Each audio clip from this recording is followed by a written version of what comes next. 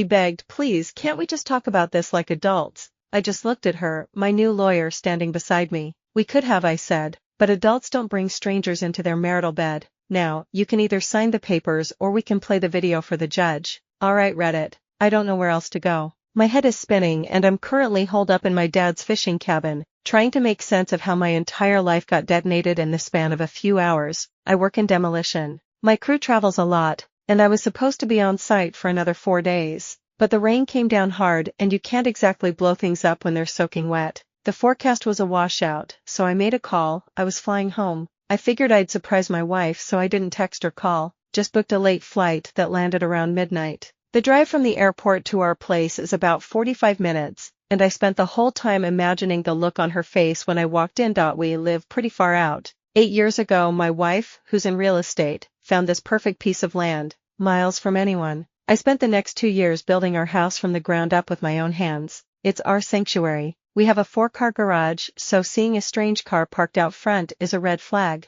When I pulled up the driveway and my headlights hit a black SUV I'd never seen before, my stomach just dropped. Instantly, I knew. It's weird because everything had been fine. No fights, our sex life was great, there were no warning signs. But looking at that SUV, a cold certainty washed over me. My brain tried to find another explanation. A coworker of hers had too much wine. No, that's not her style. A relative. She would have told me. I just sat there in my truck for at least 15 minutes, the engine ticking as it cooled, trying to decide what to do next. My first instinct was to just storm in, but I held back. I needed to be smart about this. So I put my truck in gear and parked it about 6 inches from the driver's side door of the SUV, pinning it against a retaining wall. Nobody was leaving without going through me first. Before I got out, I holstered my .45. I have a concealed carry permit. I wasn't afraid for my life. To be honest, I was afraid of my own temper, afraid of what I might do if I lost control. I let myself in through the back door off the deck, trying to be quiet. The house was dead silent.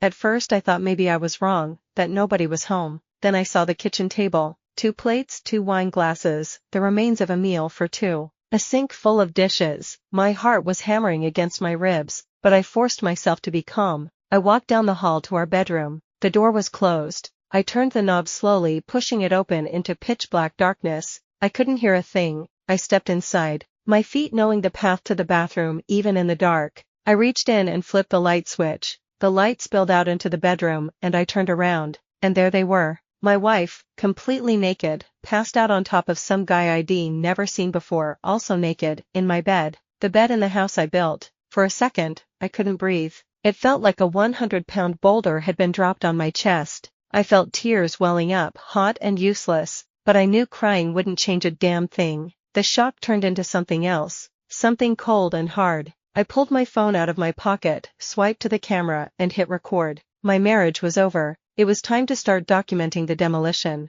As I moved my phone around the bed, filming the 2 of them, the cold reality started to sink in deeper. This wasn't just about the cheating, this was about everything. This house that I framed, wired and plumbed, would have to be sold. Every asset split down the middle, even though it'd been 100% faithful. The physical betrayal was a gut punch, but the thought of being financially gutted on top of it all, that's what made the rage boil over. It was so goddamn unfair. In my mind she transformed right then and there. The sweet woman I married was gone, replaced by a cheap alley whore. I put my phone away and pulled my .45 from its holster. The weight of it felt familiar, solid. I looked at the 2 of them, a tangled mess of betrayal in my bed. For a long quiet moment, I thought about it. I could shoot her. The rounds would pass right through and take him out too. 2 problems, 1 solution. But then what? The electric chair. A life sentence. They weren't worth it. As broken as I felt, some small part of me knew I might want to keep living after the dust settled. So I did something else.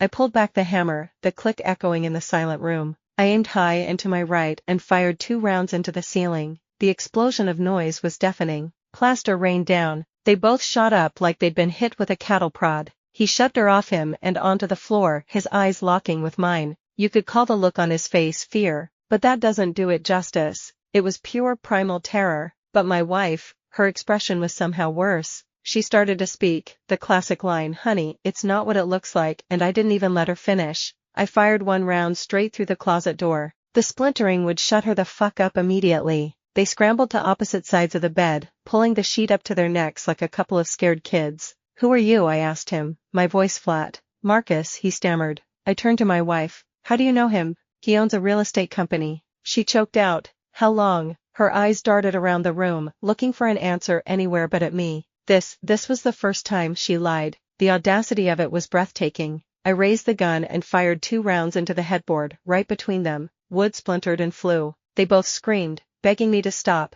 I kept the gun leveled. "Ask you again. How long?" This time, it was Marcus who answered. 6 months. His voice was barely a whisper. 6 months. A fresh wave of fury hit me. All those phone calls when I was on the road, all the "I love yous." All of it was bullshit. I told him I appreciated him, showing me what a tramp my wife was before we had kids. "Was sleeping with a cheating slut worth losing your wife and 2 children over?" I asked. He just begged me not to tell her. I told him to shut up. His wife had about a 50-50 chance of becoming a widow tonight. For the next 15 minutes I just paced at the foot of the bed, gun in my hand, my mind a hurricane. I knew I couldn't keep them there forever. I told my wife to get her car keys. She started to reach for her clothes on the floor, and I barked, "No, just the keys." She walked naked down the hall and came back, her hand shaking as she gave them to me. I slid the house key off the ring and tossed the rest back at her. "You won't be needing this anymore." Then I pointed the gun at Marcus. "You, get up, get your keys and your wallet. Follow me."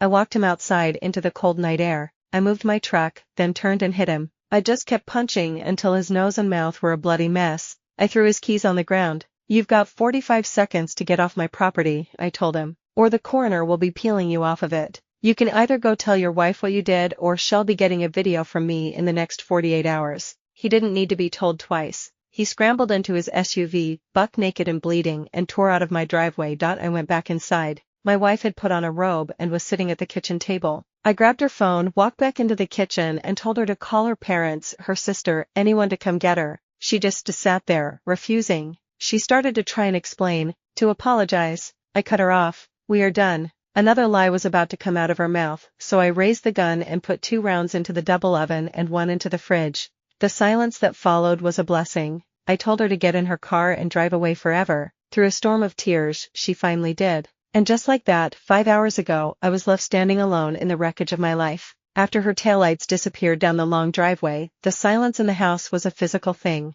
It was heavier than before, filled with the smell of gunpowder and the sight of shattered glass and splintered wood. And that's when it hit me. I just fired a dozen rounds inside my own home, held 2 people at gunpoint, and beat the hell out of one of them. The adrenaline started to fade, and a new kind of fear crept in. Cops. Sooner or later someone might call the cops. I couldn't be there when they showed up. I turned off all the lights, locked the doors, and got back in my truck. My dad has a little fishing cabin about an hour away that he and his buddies use. It's my only other concept of a safe place. I drove on autopilot, my mind a complete blank. I let myself in with the spare key hidden under a loose rock by the porch. The first thing I did was find Dad's liquor cabinet. I grabbed a bottle of Balvenie, the good stuff, the bottle I bought him for his birthday last month. He's gonna be pissed until I tell him why I drank it. I'm about a quarter of the way through it now, and I don't know if it's helping or making things worse. The last few hours have been a blur of emotions. 1 minute I'm crying so hard I can't breathe, just gut-wrenching sobs for the man I was yesterday. The next, I'm filled with a rage so intense I feel like I could punch a hole through the wall. Honestly, a big part of me wishes I'd just shot them both and then turned the gun on myself.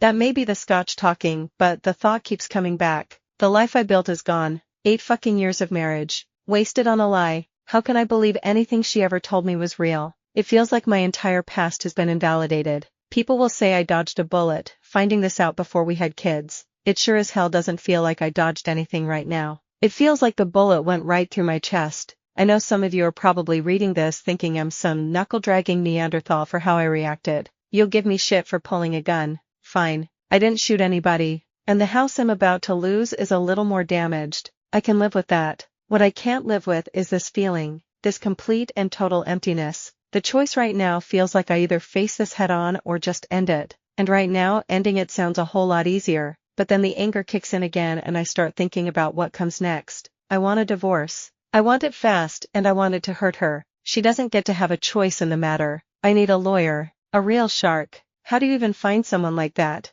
Is there a Yelp for divorce attorneys who will burn the other person's life to the ground? I hate lawyers, always have. But now I need to find the meanest son of a bitch on the planet, so that's where I am. sitting in the dark, drinking my dad's scotch, trying to figure out if I even want to start over, and if I do, how the hell I'm supposed to do it. What's my first step? Do I call a lawyer tomorrow? Do I just stay here until I have to fly back to work in a few days and pretend none of this is real? I'm completely lost. What do I do now?